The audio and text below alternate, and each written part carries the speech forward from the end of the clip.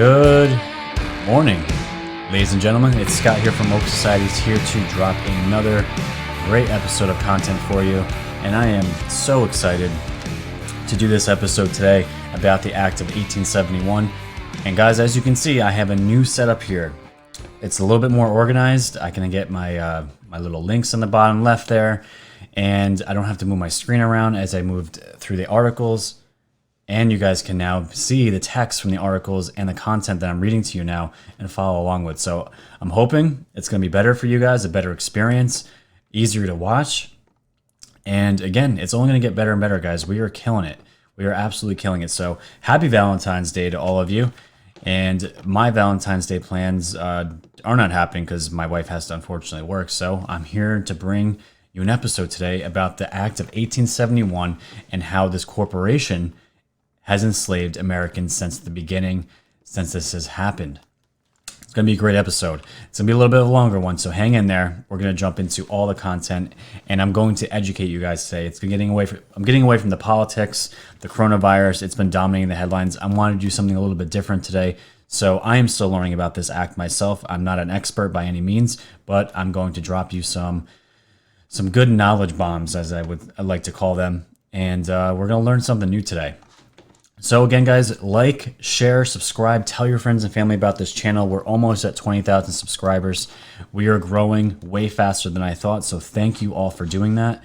If you guys can go to my Patreon, you become a patron for as little as $1 a month. That's $12 a year, or you can do more. It's completely up to you guys if you guys want to up your fandom.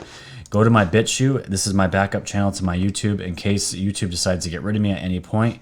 And of course, go to my wokesociety.com page where all my podcasting links are there so you can download my episodes on the go. And my newest edition, which, let me just log in here because it logged me out. I have my PayPal Me where you guys can do a one-time donation to the show. And it's not showing up properly on here, but that's okay. You guys can go to PayPal. The link is below. And you guys can give me a one-time gift. That would be fantastic. All the money goes back into the channel to make the experience better for you guys. Thank you for supporting independent media. So let's start with the content. So today we're going to be talking about the Act of 1871, and I'm going to be referring to a thread on Twitter by IET17 at Inevitable_ET. He is the one that came up with this thread, and it's going to paint a good picture for you guys of what this act is and how it's actually enslaved us to this day. And it's gonna get crazy. So let's give you guys a foundation. This is from federaljack.com. This is an overview of the Act of 1871.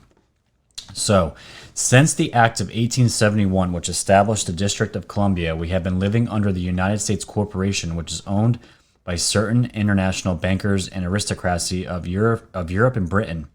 In 1871, the Congress changed the name of the original Constitution by changing one word, and that was very significant, as you will read. Some people do not understand that one word or two words difference in any legal document do make the critical difference, but Congress has known and does know this. 1871, February 21st, Congress passes an act to provide a government for the District of Columbia, also known as the Act of 1871. With no constitutional authority to do so, Congress creates a separate form of government for the District of Columbia, a 10-mile square parcel of land. The act, passed when the country was weakened and financially depleted in the aftermath of the Civil War, was a strategic move by foreign interest international bankers, who we all know, Anons. International bankers pull the strings along with the elite behind the scenes, who were intent upon gaining a stranglehold on the coffers and the neck of America. Congress cut a deal with the international bankers, specifically the Rothschilds of London, to incur a debt to said bankers. Because the bankers were not about to lend money to a floundering nation without serious stipulations, they devised a way to get their foot in the door of the United States. The Act of 1871 formed a corporation called the United States. The corporation, owned by foreign interest, moved in and shoved the original Constitution into a dustbin. With the Act of 1871, the organic Constitution was defaced, in effect vandalizing and sabotage, when the title was capitalized and the word for was changed to of in the title. The Constitution of the United States of America is the Constitution of the Incorporated United States of America. So isn't that interesting? Foreign bankers came in and pretty much sidestepped our original Constitution and implanted their own with the District of Columbia, making the United States pretty much a business entity or a corporation. I never knew that. So it operates in an economic capacity and has been used to fool the people into thinking it governs the republic. It does not. Capitalization is not significant when one is referring to a legal document. This seemingly minor alteration has had a major impact on every subsequent generation of Americans. What Congress did by passing the Act of 1871 was create an entirely new document, a constitution for the government of the District of Columbia, and an incorporated government. This newly altered constitution was not intended to benefit the Republic. It benefits only the corporation of the United States of America and operates entirely outside the original Constitution. Instead of having absolute and unalienable rights guaranteed under the organic Constitution, we the people now have relative rights or privileges, which is pretty much privileges at this point, because the rights you're going to see, we really don't have rights anymore. One example is the sovereign's right to travel, which has now been transformed under corporate government policy into a privilege that requires citizens to be licensed. And we all know when we go to fly anywhere, we have to provide our ID or license. By passing the Act of 1871, Congress committed treason against the people who were sovereign under the grants and decrees of the Declaration of Independence and the Organic Constitution. The Act of 1871 became the foundation of all the treason since committed by government officials. So just to tie that up into a nice summary, guys, foreign bankers came in, essentially the Rothschilds from London came in after the Civil War. Our country was in $2 trillion worth of debt. And they weren't just going to help a country that was in disarray. No, let's take advantage of the country, implant this this new constitution that sidesteps their own, but it will get by the people's eyes and essentially make the people slaves. Not slaves of the general term that we would think of when this country started, but it's essentially tax slaves. And we're going to jump into all this and see how this all worked and how this whole entire thing unraveled and how it's still relevant to this day. So let's begin. Number one, the TLDR version is they, by military force, an illegitimate legislature amended the Constitution against the will of the people and legally tricked us into becoming indentured slaves of human capital and the resources of the United States of America, the corporation. So we have republic versus democracy, and this is very important, guys. They needed to get away from the republic and create a democracy in order to drive us towards socialism and inevitably a dictatorship, the National Socialist Party, aka Nazi. And guys, unfortunately today, we do not have a republic. Those days are gone, unfortunately. We have a democracy. And if you look at the definitions of them, this is the, I think, Latin version, libera res publica, free from things public. And again, our pledge of allegiance to the flag. I pledge allegiance to the United States of America and to the republic for which it stands. It doesn't say and to the democracy for which it stands. It says republic. And that's an important distinction there. And a democracy emphasizes democracy, which is the next thing to socialism, which is another form of communism. Did you say communism can't happen here? Check it out. And as you can see, this is from Noah Webster. This is from Sir Alexander Fraser in 1747. A democracy cannot exist as a permanent form of government. It can only exist until the voters discover that they can vote themselves generous gifts from the public treasury. From that moment on, the majority always votes for the candidates promising the most benefits from the public treasury, with the result that a democracy always collapses over loose fiscal policy, always followed by a dictatorship. And that's exactly what we have going on now, guys. And this is the quote from Karl Marx. Democracy is the road to socialism. And that is where we were headed, guys, but not anymore. That is not happening anymore. That timeline is gone. Thank God. But we still don't have a republic anymore, and that is what we need to be restored. So we have republic versus democracy. Number 3, let's look at the flag. We have pictures here. Sorry for the guys in the podcast that can't see this, but we have the USA military flag, the USA civil flag, and then the USA corporation flag with the gold fringe on the outside here. I can see if I can pull that up for you guys. Yep. See the gold fringe. We've seen these flags before. Never really noticed anything or questioned it, right? Some say it is a flag of admiralty / maritime type jurisdiction. It is not supposed to be used on land. Others say it is not a flag at all, but fiction. However, the gold fringe which surrounds the flag gives notice that the American flag has been captured and is now being used by a corporate so-called government to give of its jurisdiction. We have the governing body. We thought our 3 branches of government were for fact checks and balances. Wrong. In the corporate law, check out how it really works. Pick related. So this is under the new act. This is what the corporate government that controls us now. This is how it works. We have the president, which rules by executive order, which is unconstitutional. Congress and the courts are under the president. Did you ever wonder why Congress is ignored by the president? The president is the CEO of the government corporation.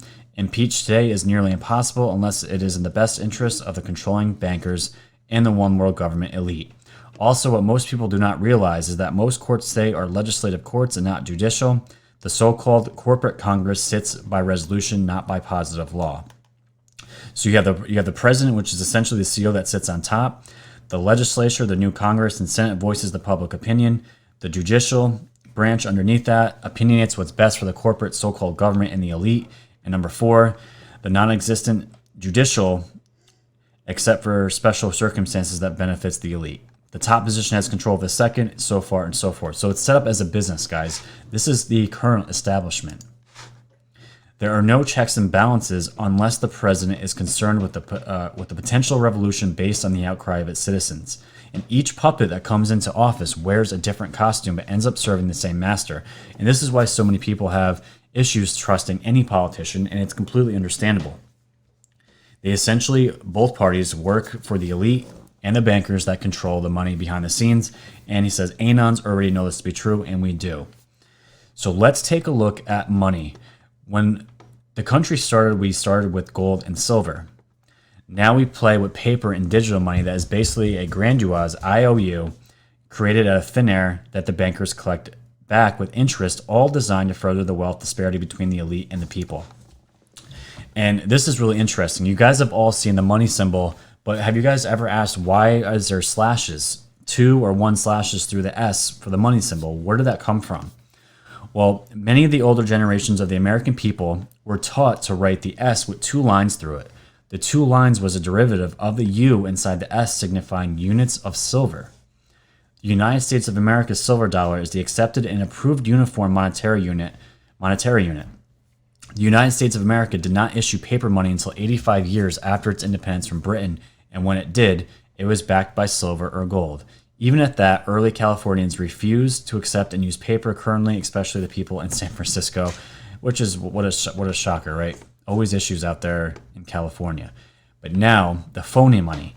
Today, all computer programs, stock certificates, financial paper, accounting records, etc., they all use the familiar symbol, the S, with only 1 line through it to denote the amount of debt considered. All notes are IOUs, including Federal Reserve notes. All notes represent debt. The corporate United States is in bankruptcy and has no assets but can only monetize debt. And right now, that is how it's set up. That's why when I brought up Nasera in the last episode, that there are trillions and trillions of dollars in precious metals that are going to be used to pretty much reset the debt and put us into a country, give us a country back with no debt. And that's how it was originally supposed to be set up. But let's look at sovereigns versus subjects. In all these images I'm showing you guys, we're going to see one side, when I say sovereigns, is not capitalized, and the other word on the right is going to be capitalized. There's a difference. So it's before this act and after the act, showing you the distinction. Look at the name on driver's licenses, social security cards, credit cards, deeds, bank accounts, etc. Name in all caps, isn't it? So sovereigns are living souls coming out of mother's womb onto the land of one of several states of America, our sovereign freemen. So guys, this is crazy because I just had a child a little over 2 years ago. Pretty much when you have a child, before this, there was a free, you're a free citizen of the country. You're born in this country. Amendment 10, the powers not delegated in the United States by the Constitution are reserved to the people.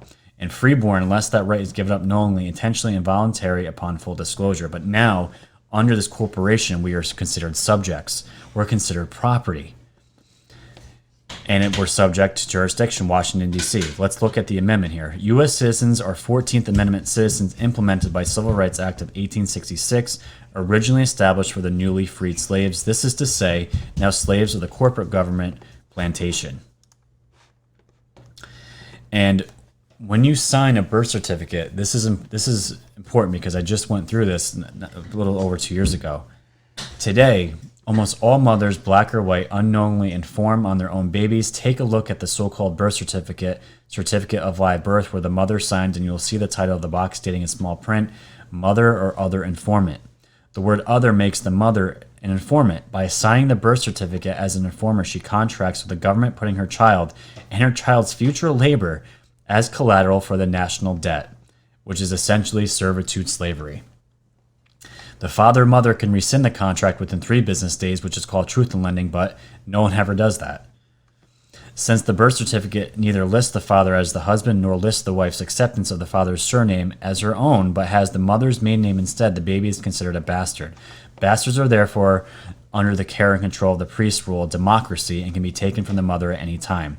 And hospitals receive a fairly large monetary benefit, $3,000 more or less per child, from the corporate government for having birth certificates filled out and signed.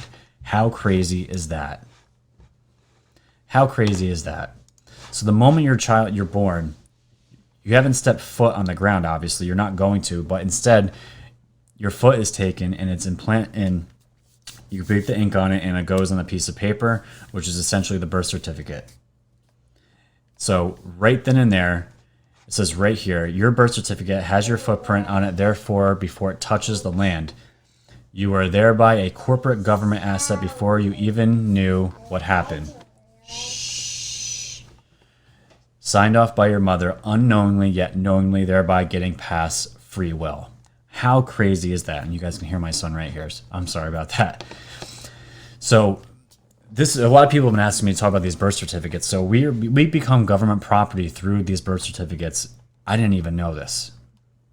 Crazy, right? But this is where it started. We have elector versus voter. Registering to vote is an admission that the declarant is subject to the exclusive legislative power of the corporate Congress and is a 14th Amendment citizen residing in federal territory. So the Electoral College of Electors are the ones that actually determine who will be president, not any popular vote poll, media, or statistic. And people, they're trying to get rid of this right now. And we have now the voter. Registering to vote is an admission that the declarant is subject to the exclusive legislative power of the corporate Congress. So it's just more control. We are giving up our control being under this corporation. And I'm not going to go over every single image for time's sake. We have justice system versus just us system. It is really a setup to benefit and not us. He who has control of the money has control of the laws of the land and thus the control of its people. And in our case, all U.S. citizens. And I'm not going to show up the image. It's a lot to go through. I will link this in the description so you guys can read it yourselves. Now we're on to number 9. Prisons for incarceration versus prisons for profit. And guys, I can tell you firsthand, the job that I have, I give services to 2 state prisons. One's a super max, so some of the worst criminals in New York go to. They are criminals and they deserve to be there, but what's happening inside these prisons is basically is slavery, and prisons are essentially just profiting hand over fist from these actions. More and more prisons today are privately owned and run as profit-making commercial enterprise, creating products and services for sale. It is believed that many judges hold stock or an interest in these privatized prisons. These commercially run prisons do not have the best interests of the inmates or staff in mind, but the bottom line is profit. They need a continuous supply of low-cost labor to produce products in order to increase profits. Even when the crime rate is down, these privateers lobby the appropriate government and judicial authorities to increase the incarceration rate in order to add to their already substantial profit-taking. There are no checks and balances for monitoring this type of system, and I can tell you guys right now, a lot of the private jails in New York are owned by families that have been passed down through the generations, and they just roll in the money. That is a completely whole entire episode that you can make a series of, and we'll eventually get to that. So we have guarantees, this is number 10, versus quarantines. Your rights, your land, your things, your money, they belong to the corporation, and they will take them and do whatever they want with them through the legal process they illegally set up through the constitution of the corporation. And we know that, guys, because what happens when you don't pay your taxes to the government? They can come in, take your house, your car, they can go directly into your wages, pull wages out, and you can do nothing to stop them. This is not how the original republic was set up. Our republic is gone, but I'm hoping our republic is going to be restored. That is the end game. IET writes, you can fight, but you will lose. It is designed that way. We have states versus states, and the words in all caps. All state governments today are corporations, not sovereign states. Only corporations are required to pay sales tax as entities of the corporate government. They got the citizens to volunteer to pay up front sales tax on their behalf. Thanks, Democrats. So everyone knows there's sales tax. I don't know if it's in every state, but in a lot of states, especially New York.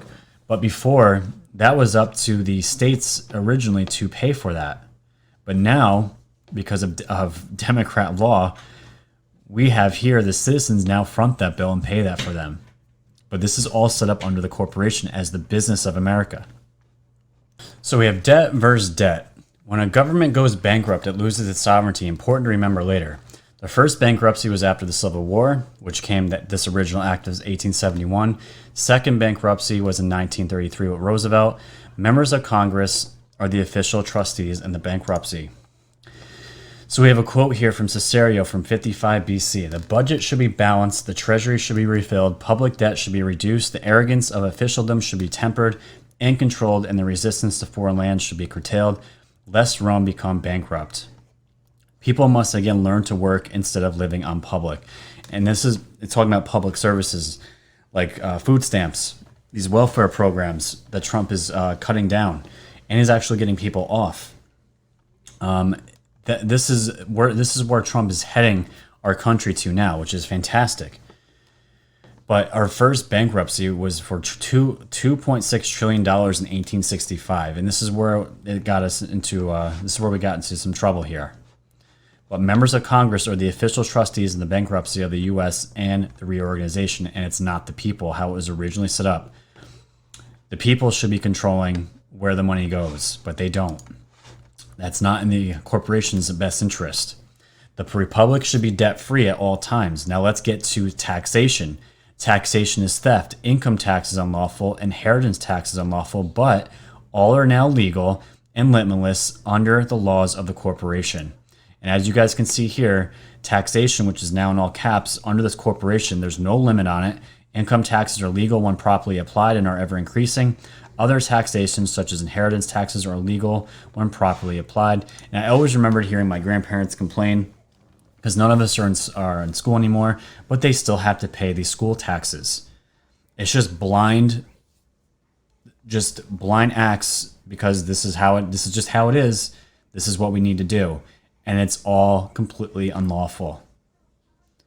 I've always said, if there's going to be any kind of tax, just give something back to the state that you live in and let the states govern each other. Not having this less government, the better. The FBI, the CIA, all these security agencies, just get rid of them all. Just let the states be in competition with each other to be the best state that they can possibly be for the people that live in those states. Get rid of the income tax, all these unlawful taxations, get rid of them all. Because if you live in New York, especially, the amount of taxes that come out of paychecks is disgusting. It makes you want to vomit, and one of the reasons why I'm trying to get out of the state as fast as possible. Number 14, unalienable rights versus inalienable rights. By changing one word in the state's constitutions, we went from God-given rights to government-given privileges. And this is how they change the language, guys. It's very subtle changes, so the general public does not catch it. But this is what's happening. So government privileges and benefits, these are privileges. They're not rights anymore. Social Security, Medicare, grants, disaster relief, food stamps, licenses and registration, which is permission, privileges only, no rights, experimentation on citizens without their consent.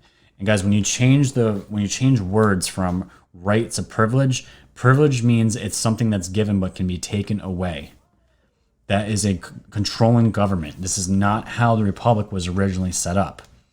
So number 15, we have records, birth certificates, death certificates, marriage license, miscellaneous I can't say it. We'll skip that one. All held as records by the county clerk office to keep track of the corporate government holdings which are applied as collateral to the increasing debt. And when we go back here, the original county clerk, this is so important, guys. I'm going to show you this right now. So this was originally created by the statute to keep track of the corporate government holdings which are applied as collateral to the increasing debt, and this originally started in England. The written records are a continuation of the Domesday Book, which keeps track of the Crown of England's holdings. The Domesday Book originated as a written record of the conquered holdings of King William, which was later the basis of his taxes and grants. Whenever something is registered, it is actually being put into the kingdom's domain. Now look at what the word registered means, guys.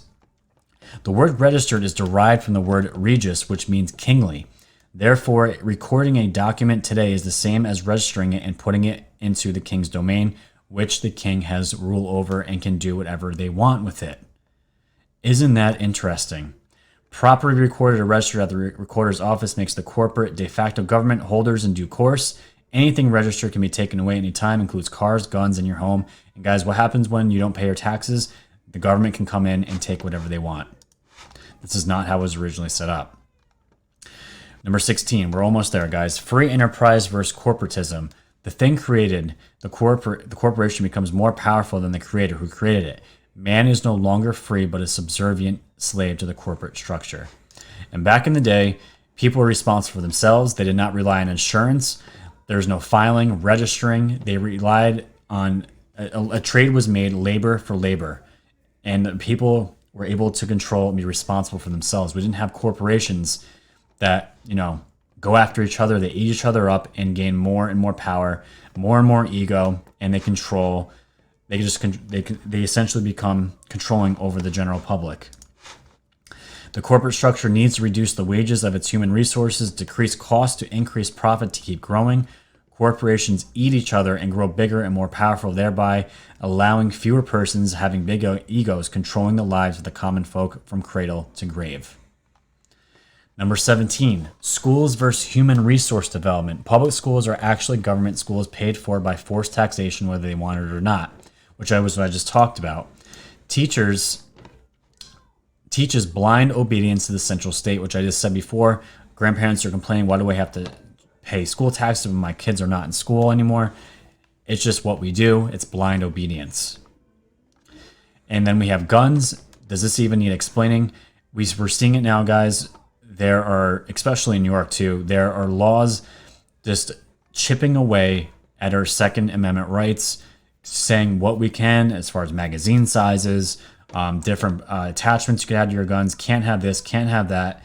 And we saw, again, with Virginia, at the 2A rally, that they were trying to get to go after the Second Amendment.